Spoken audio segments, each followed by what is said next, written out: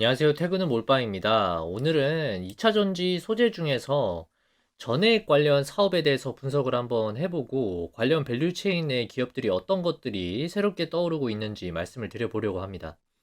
아시겠지만 2차 전지에서 상당히 중요한 소재로 알려진 것이 바로 전해액입니다. 양극재, 음극재와 더불어서 3대 소재 중에 하나라고 불려지는 배터리의 구성 부분인데요. 전해액의 원가 구조를 보시면 전해질이 30% 이상을 차지하고 있으며 첨가제와 유기용매가 각각 20% 가까이 원가를 담당을 하고 있습니다.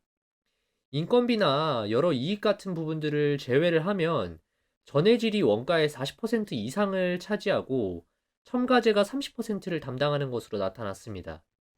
보시다시피 전해액을 만들기 위해서 리튬염, 유기용매, 첨가제, 큰 분류로 보자면 이 세 가지의 구성 물질이 필요한데요.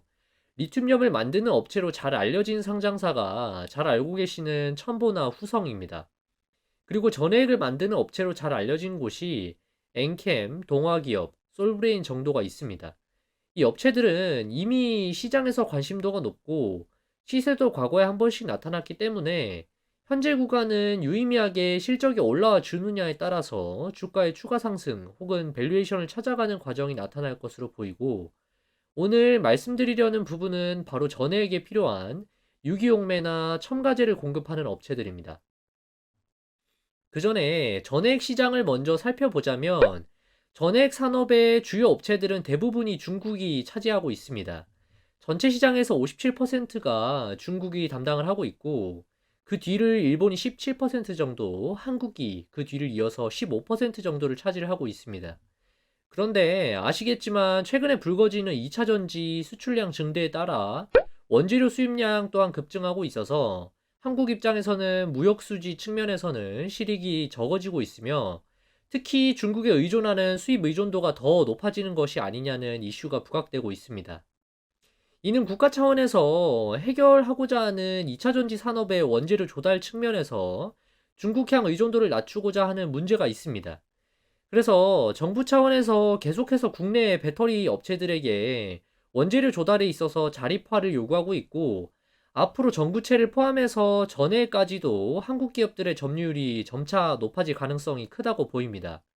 특히나 IRA 법안 발의로 인해서 미국에서 생산되는 배터리는 원재료부터 해서 생산까지 모두 미국 내에서 하려면 중국 기업들의 입지가 점점 좁아지고 한국 기업들이 그 빈자리를 채워 나갈 가능성이 높아지는 셈입니다. 전해액을 양산하는 업체들은 지금 공격적인 2차 전지 배터리 업체들의 생산 증대 계획에 맞춰서 같이 증설을 계획하고 있습니다.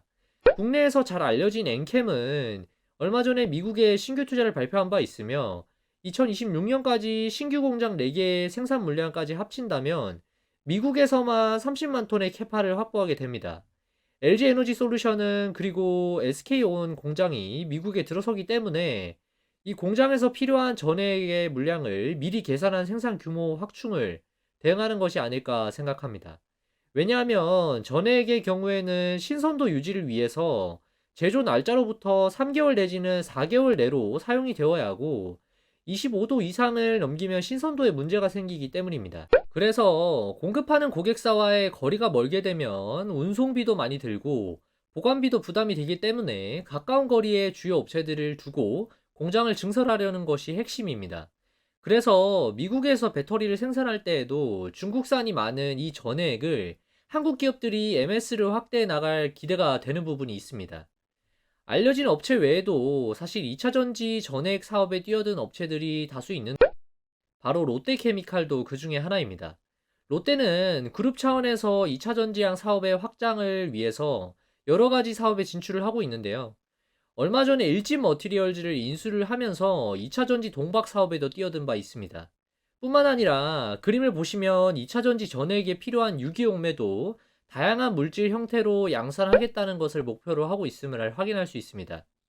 롯데케미칼은 2021년에도 2,100억 규모로 전해액에 필요한 유기용매의 종류인 EC, DMC를 생산하는 공장을 신규로 투자하겠다고 발표를 했고, 올해에도 1,400억 규모로 다른 종류의 유기용매인 EMC와 DEC를 양산하는 시설을 만들겠다고 신규 투자를 공시한 바 있습니다.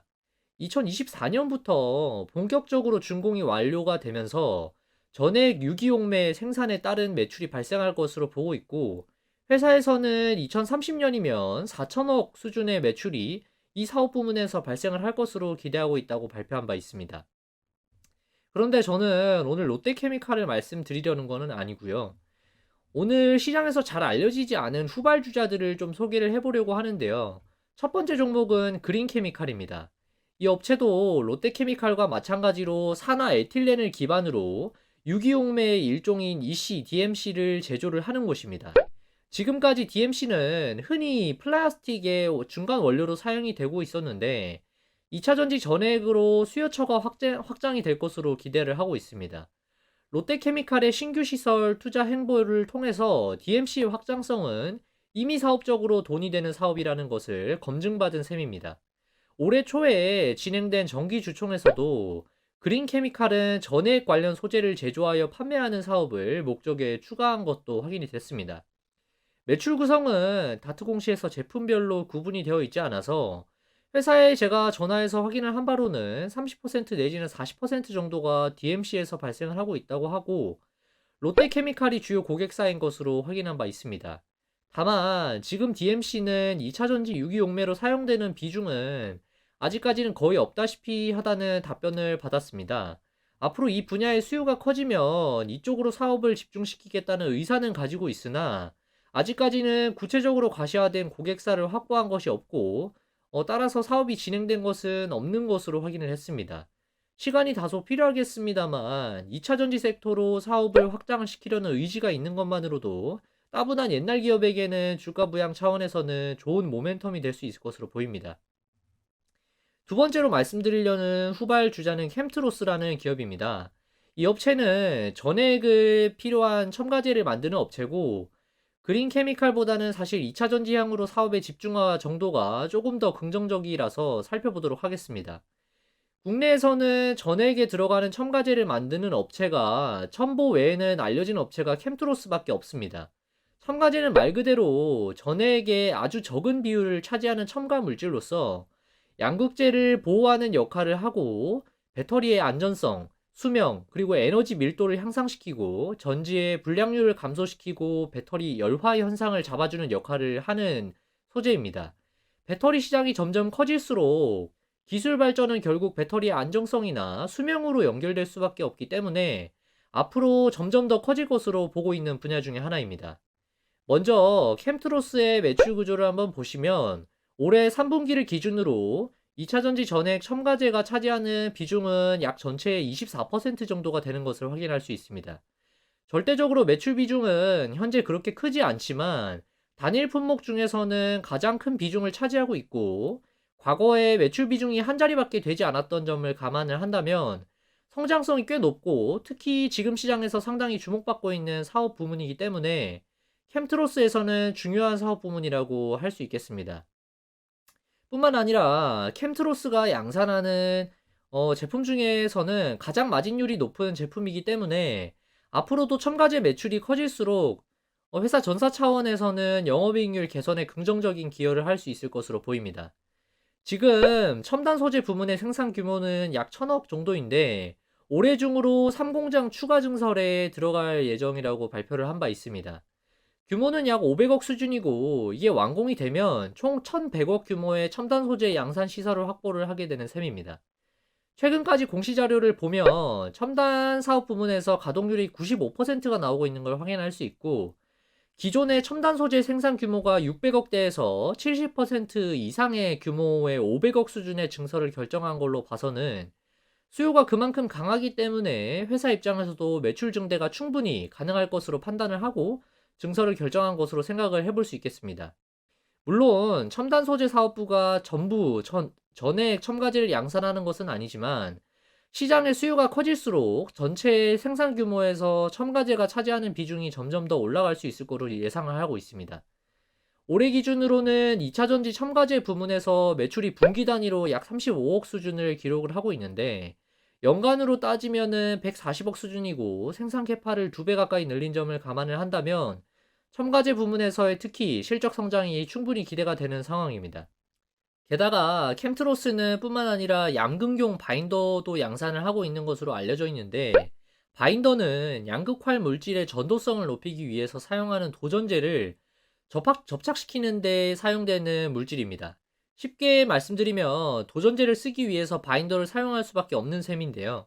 바인더도 종류가 여러 가지인데, 사실 기술력 측면에서 본다면은 가장 기술력이 낮은 바인더의 종류가 이 캠트로스가 하고 있는 PVDF 바인더입니다. 기술력이 낮다의 기준은 결합력을 가지고 말씀을 드릴 수 있는데, 결합력이 높을수록 사진에서 보시는 것처럼 양극활 물질에 도전제가 잘 들러붙도록 해줄 수 있는 것입니다. 그래서 PVDF보다는 PTFE 바인더가 더 결합력이 높은 것으로 알려져 있는데, 캠트로스는 PVDF 바인더를 양산을 하고 있습니다.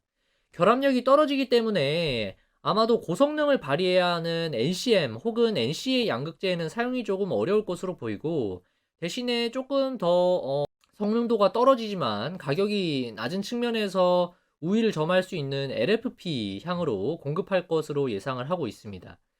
고사양의 양극재에 적용되는 소재는 아닐 수 있지만 이 시장이 점점 커지고 있다는 점은 확실하고, 또 정부 차원에서 이런 소재들을 국산화하려는 움직임이 빈번하게 나타나고 있기 때문에 당연히 긍정적인 포인트가 될 수 있겠습니다.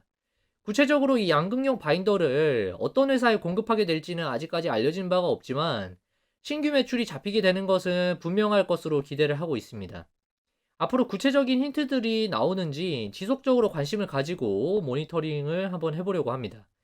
오늘은 제가 2차전지 관련해서 시장의 주목도가 아직까지 높지 않은 소재 부문을 살펴보고, 이쪽 시장의 성장성 그리고 주요 업체들의 사업 방향을 분석해보는 시간을 가졌습니다. 최근 2차전지 쪽 관련주들이 차익 실현 물량이 좀 쏟아지면서 기관들이 매도세가 좀 나왔는데, 주가가 부진한 모습을 보이고 있지만 산업이 가파른 성장 궤도에 있다는 것은 여전히 달라진 게 없는 부분이기 때문에 꾸준히 관심을 가지고 시간을 내서 스터디를 해보는 것이 좋을 것 같습니다.